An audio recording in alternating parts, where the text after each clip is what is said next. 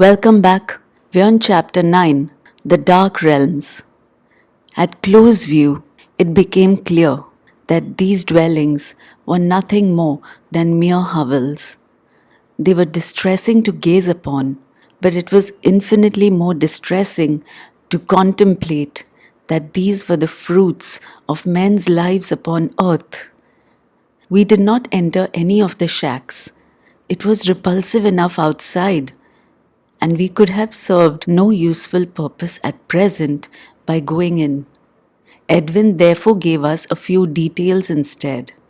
Some of the inhabitants, he said, had lived here or hereabouts year after year, as time is reckoned upon earth. They themselves had no sense of time, and their existence had been one interminable continuity of darkness through no one's fault but their own.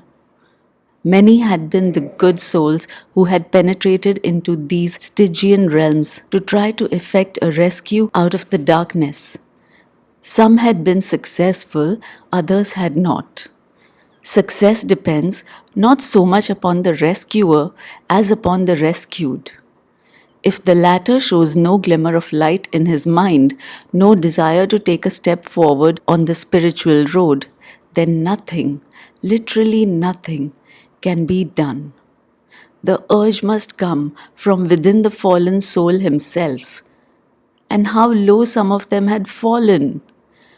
Never must it be supposed that those who, in the earth's judgment, had failed spiritually are fallen low.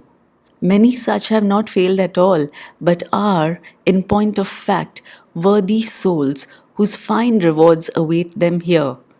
But on the other hand, there are those whose earthly lives have been spiritually hideous, though outwardly sublime, whose religious profession, designated by a Roman collar, has been taken for granted as being synonymous with spirituality of soul. Such people have been mocking God throughout their sanctimonious lives on earth, where they lived with an empty show of holiness and goodness. Here they stand revealed for what they are. But the God they have mocked for so long does not punish. They punish themselves. The people living within these hovels that we were passing were not necessarily those who upon earth had committed some crime in the eyes of the earth people. There were many people who, without doing any harm, had never done any good to a single mortal upon earth. People who had lived entirely unto themselves, without a thought for others. Such souls constantly harped upon the theme that they had done no harm to anyone, but they had harmed themselves. As the higher spheres had created all the beauties of those realms, so had the denizens of those lower spheres built up the appalling conditions of their spirit life. There was no light in the lowest realms, no warmth, no vegetation, no beauty. But there is hope. Hope that every soul there will progress. It is in the power of each soul to do so, and nothing stands in his way but himself. It may take him countless thousands of years to raise himself 1 inch spiritually, but it is an inch in the right direction. The thought inevitably came into my mind of the doctrine of eternal damnation, so beloved by orthodox religion, and of the everlasting fires of so-called hell. If this place we were now in could be called hell, and no doubt it would be by theologians, then there was certainly no evidence of fire or heat of any kind. On the contrary, there was nothing but a cold, dank atmosphere. Spirituality means warmth. In the spirit world, lack of spirituality means coldness. The whole fantastic doctrine of hellfire, a fire which burns but never consumes, is one of the most outrageous, stupid, and ignorant doctrines that has ever been invented by equally stupid and ignorant churchmen. Who actually invented it, no one knows. But it is still rigorously upheld as a doctrine by the Church. Even the smallest acquaintance with spirit life instantly reveals the utter impossibility of it, because it is against the very laws of spirit existence. This concerns its literal side. What the shocking blasphemy that it involves! When Edwin, Ruth, and I were on earth, we were asked to believe that God, the Father of the universe, punishes, actually punishes people by condemning them to burn in the flames of hell for all of eternity.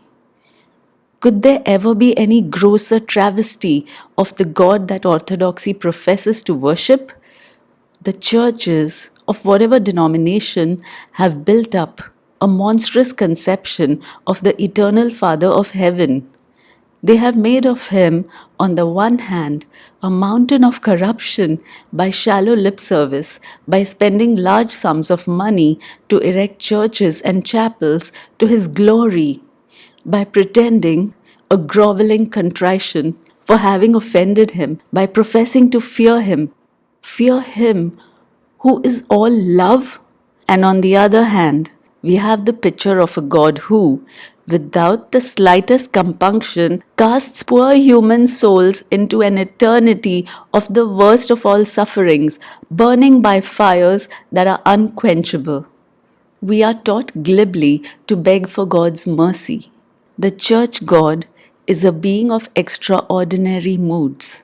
He must be continually placated. It is by no means certain that having begged for mercy, we shall get it. He must be feared, because he can bring down his vengeance upon us at any moment. We do not know when he will strike. He is vengeful and unforgiving. He has commanded such trivialities as are embodied in church doctrines and dogmas that at once expose not a great mind but a small one. He has made the doorway to salvation so narrow that few, very few souls will ever be able to pass through it. He has built up on the earth plane a vast organization known as the Church, which shall be the sole depository of spiritual truth, an organization that knows practically nothing of the state of life in the world of spirit, yet dares to lay down the law to incarnate souls and dares to say what is in the mind of the great Father of the universe, and dares to discredit his name by assigning to him attributes that he could not possibly possess. What do such silly petty minds know of the great and almighty Father of love? Mark that, of love. Then think again of all the horrors that I have enumerated, and think once more. Contemplate this: a heaven of all that is beautiful, a heaven of more beauty than the mind of man incarnate can comprehend, a heaven of which one tiny fragment I have tried to describe to you, where all is peace and goodwill and love among fellow mortals. All these things are built up by the inhabitants of these realms and are upheld by the Father of heaven in his love for all mankind. What of the lower realms, the dark places that we are now visiting? It is the very fact that we are visiting them that has led me to speak in this fashion, because standing in this darkness, I am fully conscious of one great reality of eternal life. And that is that the high spheres of heaven are within the reach of every mortal soul that is or is yet to be born upon earth. The potentialities of progression are unlimited, and they are the right of every soul. God condemns no one. Man condemns himself, but he does not condemn himself eternally. It rests with himself as to when he shall move forward spiritually. Every spirit hates the lower realms for the unhappiness that is there, and for no other reason. And for that reason, great organizations exist to help every single soul who is living in them to rise out of them into the light. And that work will continue through countless ages until every soul is brought out from these hideous places, and at last all is as the Father of the universe intended it to be. This, I am afraid, has been a long digression, so let us return to our travels. You will recall my mention of the many heavenly perfumes and scents that come from the flowers and that float upon the air. Here, in these dark places, the very opposite was the case. Our nostrils were at first assailed by the most foul odors, odors that reminded us of the corruption of flesh in the earth world. They were nauseating, and I feared that it would prove more than Ruth, and indeed I myself, could stand. But Edwin told us to treat them in the same way as we had mastered the coldness of the temperature, by simply closing our minds to them, and that we should be quite unaware of their existence. We hastened to do so, and we were perfectly successful. It is not only sanctity that has its odor. In our travels through our own realm, we can enjoy all the countless delights and beauties of it, together with the happy converse of its inhabitants. Here in these dark lands, all is bleak and desolate. The very low degree of light itself casts a blight upon the whole region. Occasionally, we were able to catch a glimpse of the faces of some unfortunates as we were passing along. Some were unmistakably evil, showing the life of vice they had led upon the earth. Some revealed the miser, the avaricious, the brute beast. There were people here from almost every walk of earthly life, from the present earthly time to far back in the centuries. And here was a connecting link with names that could be read in the truthful histories of nations in the library we visited in our own realm. Both Edwin and his friend told us that we should be appalled at the catalogue of names well known in history of people who were living deep down in these noxious regions, men who had perpetrated wild and wicked deeds in the name of holy religion or for the furtherance of their own despicable material ends. Many of these wretches were unapproachable, and they would remain so, perhaps for numberless more centuries, until, of their own wish and endeavor, they moved, however feebly, in the direction of the light of spiritual progression. We could see, as we walked along, whole bands of seemingly demented souls passing on their way upon some prospective evil intent, if they could find their way to it. Their bodies presented the outward appearance of the most hideous and repulsive malformations and distortions, the absolute reflection of their evil minds. Many of them seemed old in years, but I was told that although such souls had been there perhaps for many centuries, it was not the passage of time that had so dealt with their faces, but their wicked minds. In the higher spheres, the beauty of mind rejuvenates the features, sweeps away the signs of earthly cares and troubles and sorrows, and presents to the eye that state of physical development which is at the period of our earthly lives which we used to call the prime of life. The multitudinous sounds that we heard were in keeping with the awful surroundings, from mad, raucous laughter to the shriek of some soul in torment, torment inflicted by others as bad as himself. Once or twice we were spoken to by some courageous souls who were down there upon their task of helping these afflicted mortals. They were glad to see us and to talk to us. In the darkness, we could see them and they could see us, but we were all of us invisible to the rest, since we were provided with the same protection for the dark lands.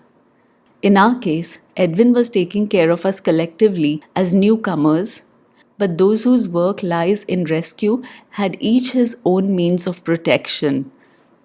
If any priest or theologian could have but one glimpse of the things that Edwin, Ruth, and I saw here, he would never say again, as long as he lived, that God, the Father of love, could ever condemn any mortal to such horrors. The same priest, seeing these places, would not himself condemn anyone to them. Is he more kind and merciful than the Father of love himself? No. It is man alone who qualifies himself for the state of his existence after he passes into spirit. The more we saw of the dark lands, the more I realized how fantastic is the teaching of the Orthodox Church to which I belonged when on earth. That the place which is referred to as eternal hell is ruled over by a prince of darkness whose sole aim is to get every soul into his clutches and from whom there is no escape once a soul has entered his kingdom. Is there such an entity as the Prince of Darkness? There might conceivably be one soul infinitely worse than all the others. Perhaps it will be said, and such as he could be considered as the very king of evil. Edwin told us that there was no evidence whatsoever of such a personage. There were those from the upper spheres who had traversed every inch of the lower realms, and they had discovered no such being. There were also those whose knowledge was prodigious and who positively affirmed that the existence of such a person had no foundation in fact. Doubtless there are many who, collectively, are a great deal more evil than their fellows in darkness. The idea that a king of evil exists, whose direct function is to oppose the king of heaven, is stupid. It is primitive and even barbaric. The devil as a solitary individual does not exist, but an evil soul might be called a devil. And in that case, there are many devils. It is this fraternity, according to the teachings of one Orthodox Church, that constitutes the sole element of spirit return. We can afford to laugh at the absurdities of such teachings. It is no novelty for some wondrous and illustrious spirit to be called a devil. We still retain our sense of humor, and it causes us very great amusement sometimes to hear some stupid priest, spiritually blind, professing to know about things of the spirit which, in reality, he is totally and completely ignorant about. The spirit people have broad backs, and they can support the weight of such fallacious rubbish without experiencing anything but pity for such poor souls. It is not my intention to go into further details of these dark spheres, at least not at present.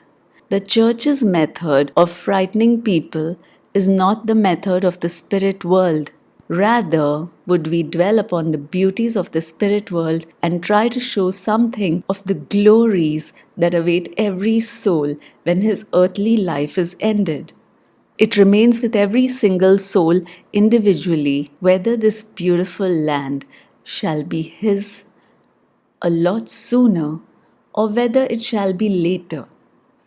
We held a short consultation together and decided that we should now like to return to our own realm. And so we made our way back to the land of mist, passed quickly through, and once again we were in our own heavenly country with the warm, balmy air enveloping us. Our new friend of the dark realms then left us after we had expressed our thanks for his kindly services. This brings us to the end of the Dark Realms. I will see you next time with the next chapter. Till then, stay happy, stay healthy. Bye for now.